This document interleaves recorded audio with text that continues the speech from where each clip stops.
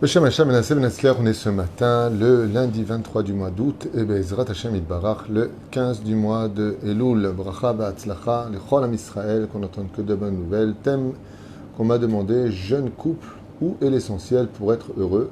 Par Yona Be'ezrat Hashem, pour la réussite et le bonheur des familles de Silam et de Swedlow, je ne sais pas comment prononcer, une belle descendance, en tout cas pour Chana Simcha Bat Yona et Charles Eliaou, ainsi que Shalom ben Nathalie, Clara Rachel Bat Yona et Gad Gabriel ben Brenda Bezrat Hashem, à qui on souhaite tous les bonheurs du monde et en même temps que ce jour soit dédié Bezrat Hashem pour tous les couples qui viennent de se marier ou ceux qui sont en difficulté, à qui on souhaite une grande Hatzlacha, Refoua Shlema pour tous les malades d'Israël, qu'on les a déjà donné la liste, on ne va pas revenir dessus, les Nishmat Kol et Israël, Georges Ben Sipra Alit, le Krol Am Israël.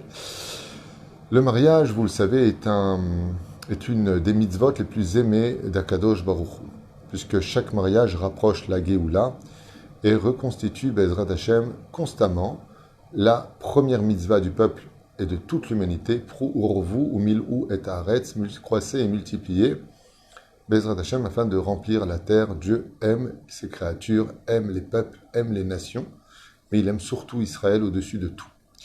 De se marier en tant que juif, c'est un challenge très difficile, puisque la particularité du peuple d'Israël, c'est son caractère, son libre arbitre.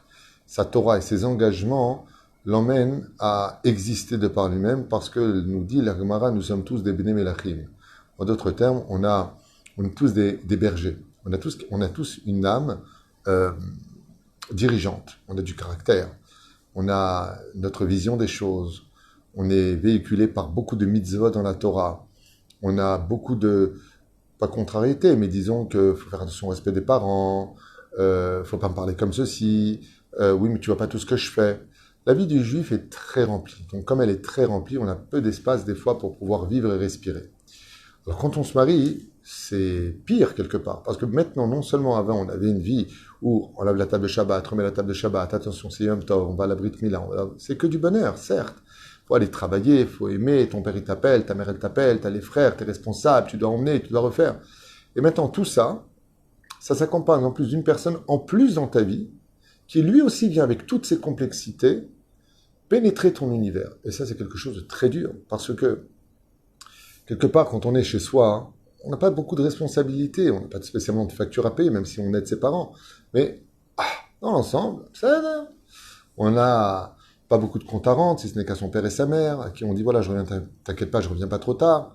On n'est pas quand même assujetti à toutes sortes de principes qui appartiennent au monde du mariage. Car le mariage a pour synonyme responsabiliser l'autre de l'existence du nous.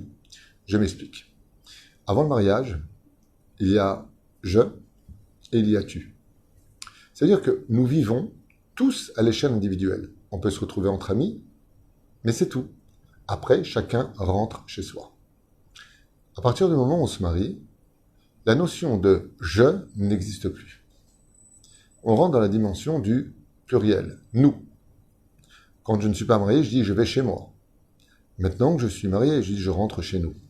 C'est-à-dire qu'il y a maintenant une particularité dans notre vie qui va être capable de laisser place à une nouvelle dimension qu'on appelle le pluriel. C'est-à-dire qu'il n'y a plus de « je ne veux pas »,« je ne tolère pas »,« c'est fini. Après le mariage, pour pouvoir réussir sa vie de couple, l'essence même où retient notre existence, c'est d'être capable de comprendre qu'il n'y a plus de « je suis », il y a de « nous sommes ». Nous voudrions aller, nous voudrions revenir, nous sommes chez nous. Et ainsi donc, quand on arrive à la dimension de comprendre que la vie de couple, c'est le pluriel, il y a nous, il y a les enfants, il y a tout un environnement, il y a tout un contexte nouveau, eh bien, si j'accepte cette idée de comprendre qu'on est dans le pluriel, je ne peux pas décider seul de tout. C'est-à-dire que je dois comprendre que le principe fondamental de mon bonheur, maintenant, que je sois un homme, que je sois une femme, que je sois un enfant, que je sois les parents qui vivent avec leurs propres enfants mariés, je dois comprendre qu'on vit en société. Pas en tant que colocataire, pas chacun sa chambre et chacun son lieu, non. Mais ça veut dire que quand je rentre dans le salon et que je m'assois, ben c'est toi, il n'y a pas de problème. Tu peux pas laisser ton gobelet par terre. Tu prends ton verre de whisky, tu t'assois dans ton salon, t'es le balabait. Tu bois. Puis tu le poses là-bas, et puis tu mets tes pieds sur la table. Parce que c'est comme ça que chez toi, en tant que célibataire, tu faisais. T'as raison chez toi de le faire. T'es chez toi, fais ce que tu veux. Mais si tu vis dans le nous, peut-être que ta femme vient de passer un coup de serpillière sur cette table à l'instant et toi tu mets tes pieds. Et là, ça la dérange. Ce qui fait que la première règle pour être heureux dans un couple, c'est de comprendre qu'il n'y a pas de je fais ce que moi je veux. Il y a nous faisons ce que nous voulons. Ça veut dire que si je fais ce que je veux, c'est parce que toi ça ne te dérange pas. Mais à partir du moment où ce que moi je vais faire, quand je dis homme pour femme, c'est femme pour homme, c'est dans les deux sens, qu'il n'y ait pas d'ambiguïté. Mais c'est pareil pour une femme.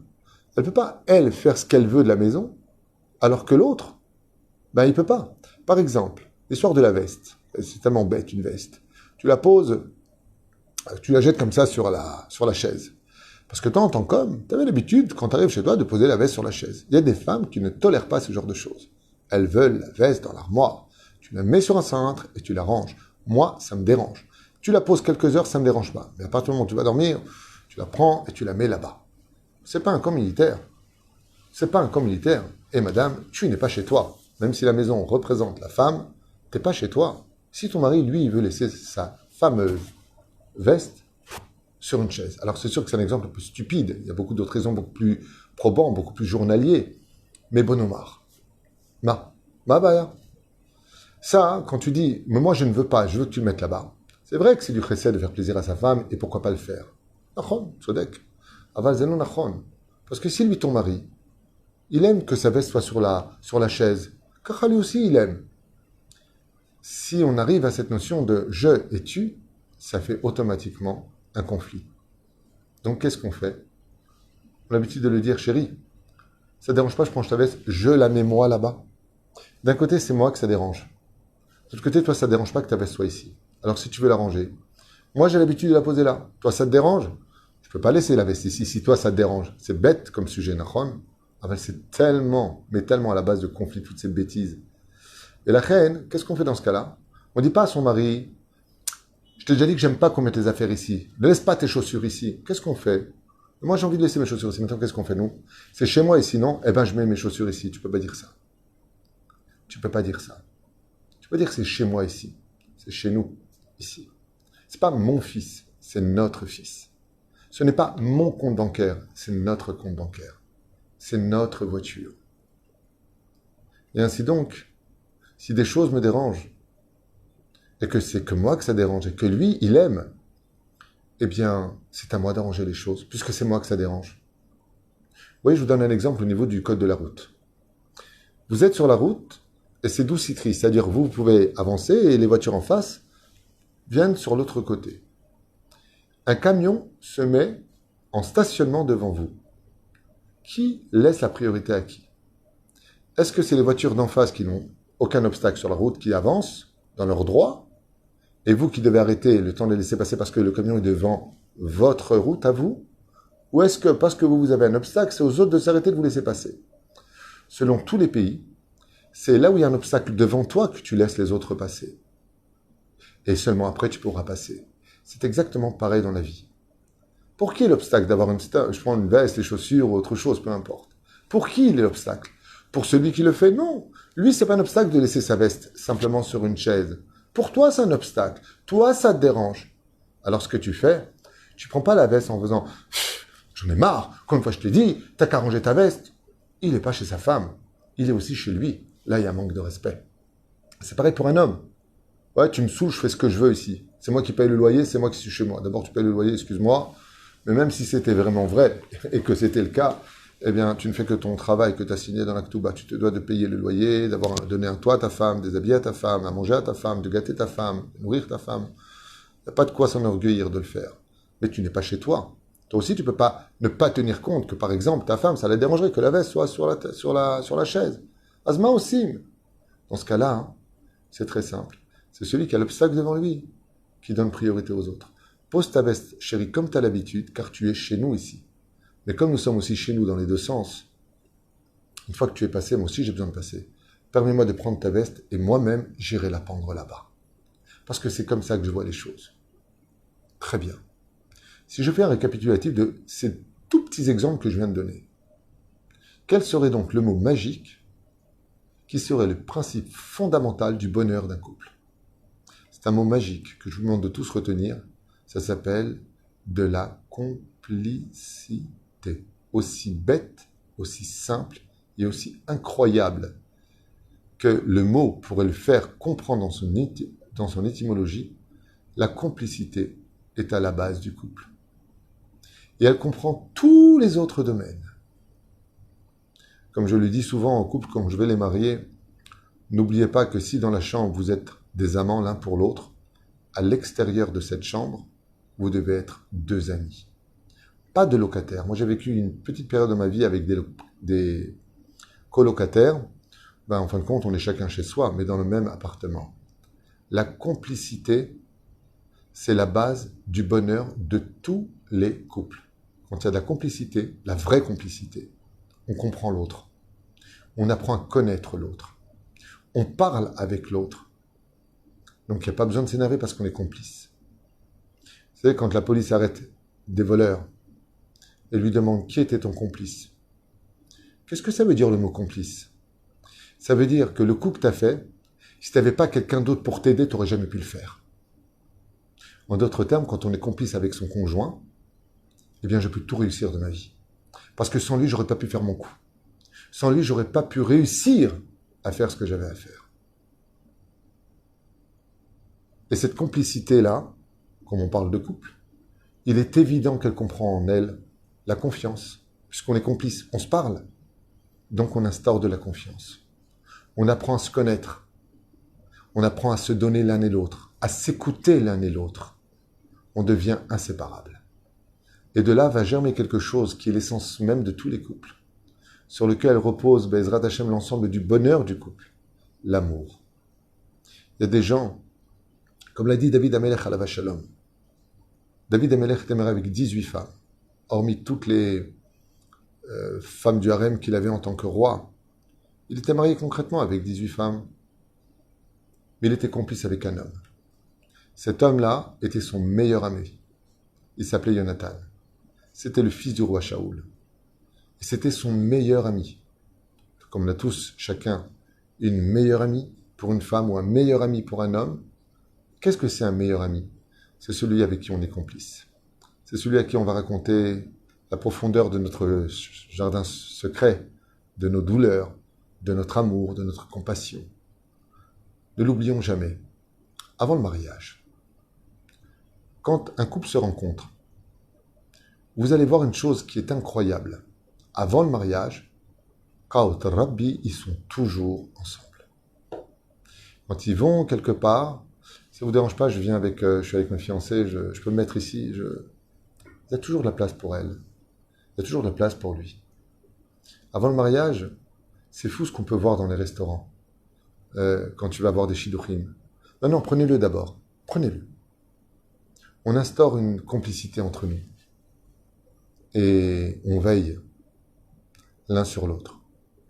Il y a l'amour qui vient du coup de foudre et il y a l'amour qui se fabrique. L'amour qui se fabrique sort souvent de la complicité. À un tel point que nos chachamim nous ont dit « Fais attention de ne pas trop parler avec les femmes, de peur qu'une complicité s'installe. Et sachez une chose, demandez à n'importe quelle femme mariée, normale. Aujourd'hui, il faut le dire, malheureusement.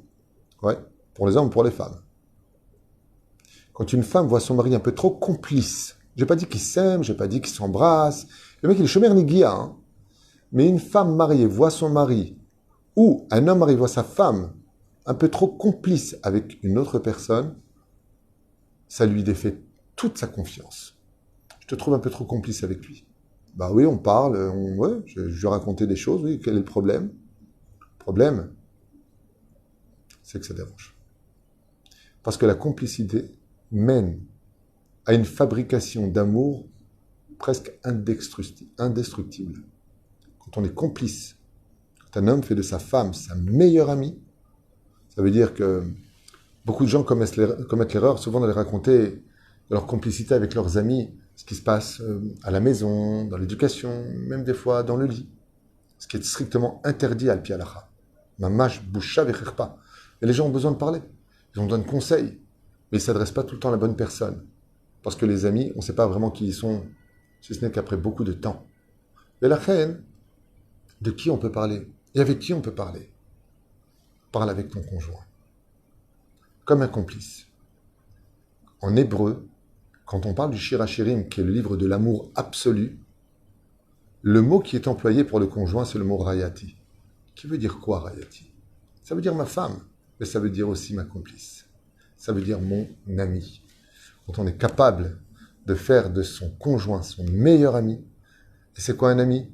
Vous avez remarqué que des fois dans les couples, la femme elle a envie de sortir avec ses amis, S. L'homme il a envie de sortir avec ses amis. Eh bien, si tu faisais de ta femme ta meilleure amie, et si tu faisais de ton mari ton meilleur ami, hormis le fait d'être amant dans la vie, parce que vous êtes mariés, que d'être mon chéri Israël, vous verriez, Bezrat Hashem, un bonheur tellement grand que même la dispute ne pénétrerait pas votre maison. Et celui qui vous le dit, le vit chaque jour. Grâce à Dieu, j'ai fait de ma femme ma meilleure amie. Ça fait plus de 14 ans qu'on est mariés aujourd'hui. Baruch Hashem, Shtabbar Vitesh Molad, on ne se dispute jamais. Et pourquoi? Parce qu'on est complices. Parce qu'on est amis. Parce qu'on est ensemble.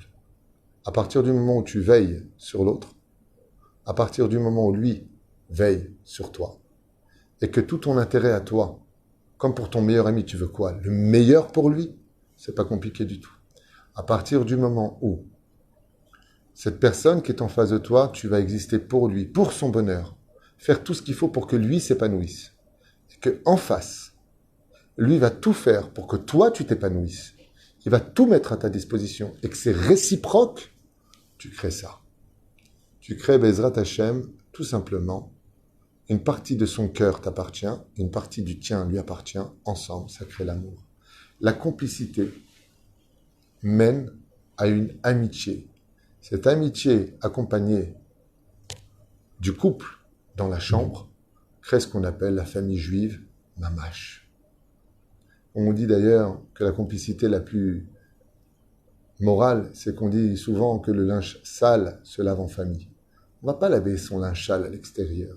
C'est pour cela que si vous posez la question sur quoi repose réellement l'essentiel du couple, prenez le cas d'une femme ou le cas d'un homme qui apprend par des étrangers, par des amis, par des copains, que son mari a été augmenté. Comment elle le prendrait? C'est bête ce que je viens de dire. Je n'ai pas dit un truc extraordinaire.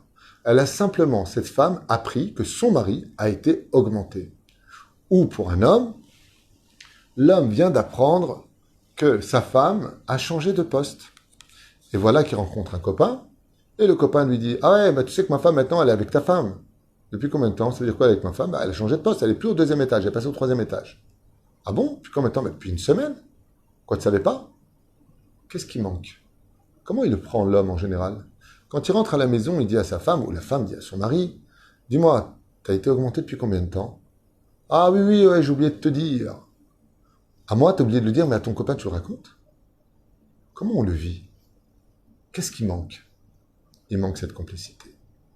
Il manque cet acte dans lequel, Béhémet, on se sent rejeté du cercle, du nous, du pluriel. Et la reine Bezrat Hashem, comme on l'a dit tout à l'heure, à partir du moment où tu te maries, il n'y a plus de « j'ai été augmenté ». Nous avons été augmentés. Dans ma vie professionnelle, nous avons été augmentés. Chérie, on gagne aujourd'hui 10, on n'est plus à 8 000, on est à 10 000, on est à 15 000. Nous sommes ensemble. Si vous arrivez à cela, il y a la bracha, il y a l'amour et il y a la base de toutes les forces nécessaires pour surmonter toutes les épreuves. Ça s'appelle la complicité. Veillou le bassar echad, d'arriver à cette harmonie, de ne faire qu'une seule chair, c'est d'arriver à devenir Bezrat Hashem, pas simplement une histoire d'amour. Il y a des gens qui s'aiment, vous savez. Quelqu'un écrivait tout à l'heure, l'amour construit, je dirais l'amour, zelon achon. L'amour se transforme très vite en haine, parce que la définition de l'amour est très mal comprise par les hommes. On croit que l'amour, c'est tout donner. Zelon achon. Quand on veut aimer l'autre, il faut d'abord s'aimer soi-même. Quand on veut construire l'autre, il faut d'abord se construire soi-même.